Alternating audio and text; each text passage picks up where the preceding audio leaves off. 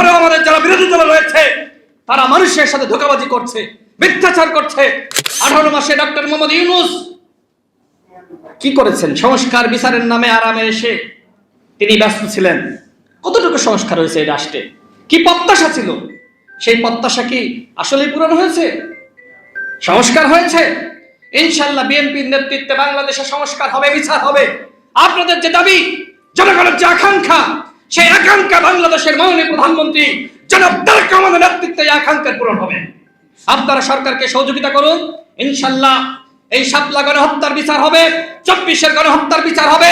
যে কাজ ডক্টর মোহাম্মদ ইউনূস পারে নাই, অন্তর্বর্তীকালীন সরকারের উপরে মানুষ যে আস্থা রেখেছিল সেই আস্থার পরিপূরণ করতে পারে নাই। ইনশাআল্লাহ বিএনপি অক্ষরে অক্ষরে জুলাই জাতীয় সনদ, যে সনদে বিএনপি স্বাক্ষর করেছে সেই সনদের বাস্তবায়ন করবে ইনশাআল্লাহ, যেটি আমাদের মাননীয় প্রধানমন্ত্রী বারবার বলছেন।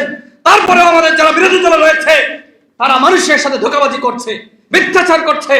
বিএনপি যে বিষয়ে কমিটমেন্ট করেছে তার সে 31 দফা এবং জুলাই জাতীয় সনদে যেখানে নোট অফ ডিসেন্ট সহ যে সনদে আমরা স্বাক্ষর করেছিলাম সেটি অক্ষরে অক্ষরে ইনশাআল্লাহ বাস্তবায়িত হবে। বাংলাদেশে সংস্কার হবে, গণমানুষের আকাঙ্ক্ষার বাস্তবায়ন হবে, আপনাদের দাবি পূরণ হবে। আমার যেহেতু সময় খুব কম, আমি আর কথা বাড়াচ্ছি না। আপনাদের সাথে আবারও দেখা হবে। সাংবাদিক ভাইরা যারা আছেন সবার প্রতি কৃতজ্ঞতা। ভালো থাকবেন সবাই। আল্লাহ হাফেজ। আসসালামু আলাইকুম।